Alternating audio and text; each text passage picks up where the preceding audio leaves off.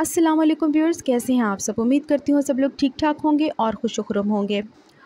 Viewers, पिछली वाक़यात में और पिछली वीडियोज़ में मैंने आपको बयान किया था कि हज़रत अब्दुल मुत्तलिब ने एक ख़्वाब देखा कि अल्लाह पाक ने हुक्म दिया है कि अपने बेटे को कुर्बान करो। अब वो मन्नत भूल चुके थे। तो व्यूअर्स, मन्नत ये थी उनकी कि ज़मज़म के कुएँ की खुदाई के दौरान उनको बहुत सारी हर्डल्स का सामना करना पड़ा था और उन्होंने ये मन्नत मानी थी कि जब ये कुएँ की खुदाई मुकम्मल हो जाएगी तो मैं अपने एक बेटे को कुर्बान करूँगा।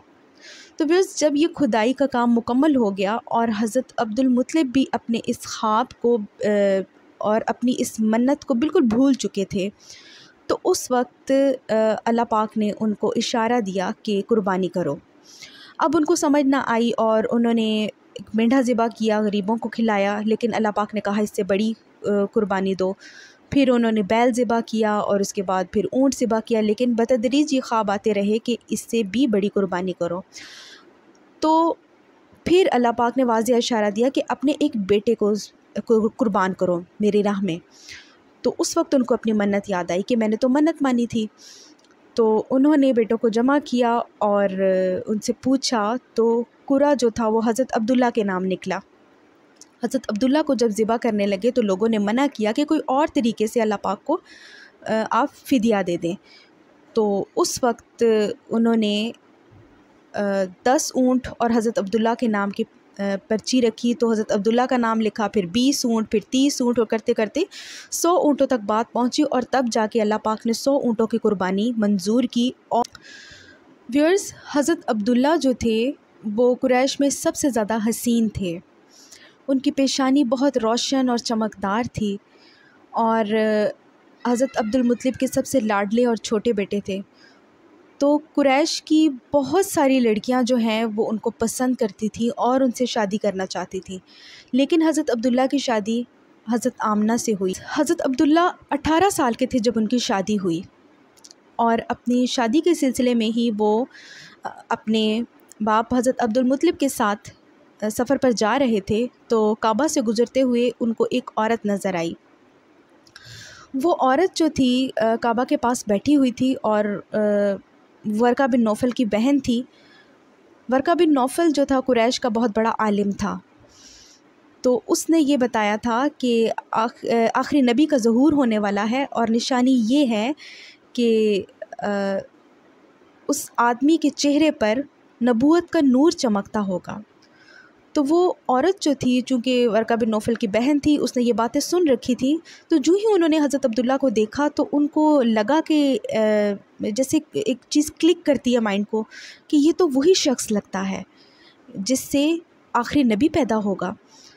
तो वो हज़रत अब्दुल्ला के पास गई और उनको शादी की ऑफ़र की। उन्होंने कहा कि आप क्या मुझसे शादी करेंगे?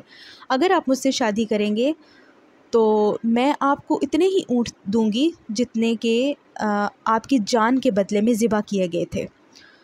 तो हज़रत अब्दुल्ला ने कहा कि मैं अपने बाप की मर्ज़ी के ख़िलाफ़ नहीं जा सकता। मेरे बाप चूँकि मेरे साथ हैं और मैं इसी सिलसिले में जा रहा हूँ, तो ना ही मैं उनकी मर्ज़ी के ख़िलाफ़ जा सकता हूँ और ना ही मैं उनसे अलग रह सकता हूँ। मेरा बाप जो है वो बहुत इज़्ज़तदार घराने से ताल्लुक़ रखता है और कौम का सरदार है। चुनाचे मैं वही करूँगा जो मेरे बाप का फ़ैसला है। और इस तरह हज़रत आमना की शादी हज़रत अब्दुल्ला से हुई। और व्यूअर्स, हज़रत आमना फ़रमाती हैं कि नबी अकरम सल्लल्लाहु अलैहि वसल्लम जब दुनिया में आने वाले थे तो अवाइल दिनों में एक फ़रिश्ता इंसानी शक्ल में उनके पास आया। वो ख्वाब किसी कैफ़ियत में थी, मीन्स के ग़नूदगी की कैफ़ियत में थी। तो उस वक्त एक फ़रिश्ता उनके पास आया इंसानी शक्ल में और कहने लगा कि तुम्हें मालूम है कि तुम एक नबी की और इस उम्मत के सरदार की माँ बनने वाली हो। बस हज़रत आमना फ़रमाती हैं कि दूसरी मरतबा वो फ़रिश्ता तब आया जब हुज़ूर अकरम सल्लल्लाहु अलैहि वसल्लम की पैदाइश होने वाली थी।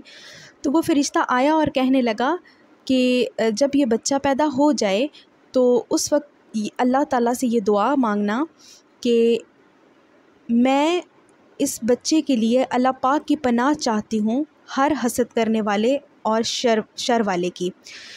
तो फिर कहा कि इस बच्चे का नाम जो है वो मोहम्मद रखना, क्योंकि तौरात में इसका नाम अहमद है, यानी कि सब ज़मीन व आसमान वाले इसकी तारीफ़ करते हैं, लेकिन कुरान में इनका नाम मोहम्मद है और कुरान इनकी किताब है, चुनाचे इनका नाम मोहम्मद ही रखिएगा।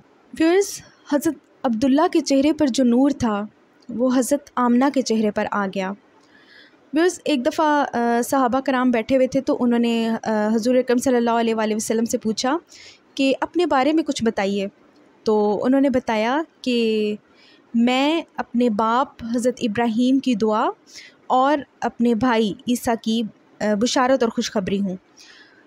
तो उन्होंने ये भी बताया कि जब मैं आने वाला था तो मेरी वालदा ने देखा कि मुझसे एक ऐसा नूर निकला है जिससे शाम में तमाम महलात जो हैं वो रोशन हो गए।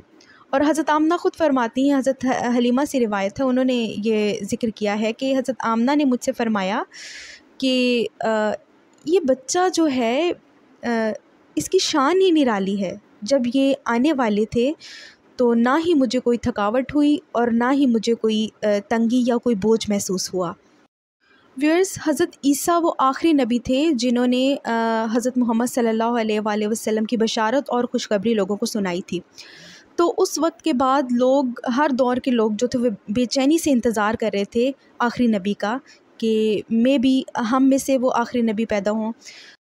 इधर हज़रत मोहम्मद सल्लल्लाहु अलैहि वसल्लम की पैदाइश से पहले ही हज़रत अब्दुल्ला जो थे वो इंतकाल कर गए। और साबका कुतब के मुताबिक और साबका उलूम के मुताबिक यही पता चलता है कि आखिरी नबी जो होगा उनकी आमद से पहले उनकी बाप का जो है वो इंतकाल हो जाएगा। तो ये भी एक निशानी जो थी वो पूरी हो गई। व्यूअर्स, हुआ यूँ कि हज़रत अब्दुल्ला तिजारत की गर्ज से तिजारती काफ़िले के साथ रवाना हुए तो रास्ते में बहुत बीमार और कमज़ोर हो गए। तो जब काफ़िला मदीना मुनव्वरा से गुज़रा तो वहाँ पर हज़रत अब्दुल्ला का ननिहाल था, तो उन्होंने कहा कि मैं यहाँ पर ही रुकना चाहूँगा। तो उन्होंने काफ़िले को छोड़ा और वहाँ पर ही रुक के और 1 माह तक वहाँ रहे और फिर कमज़ोरी की वजह से और बीमारी की वजह से इंतकाल कर गए। काफ़िला जब हज़रत अब्दुल्ला के बग़ैर मक्का पहुँचा तो हज़रत अब्दुल मुत्तलिब को जब ये बात पता चली कि मेरा बेटा तो बहुत बीमार है, तो उन्होंने अपने दूसरे बेटे को उनको लाने के लिए भेजा।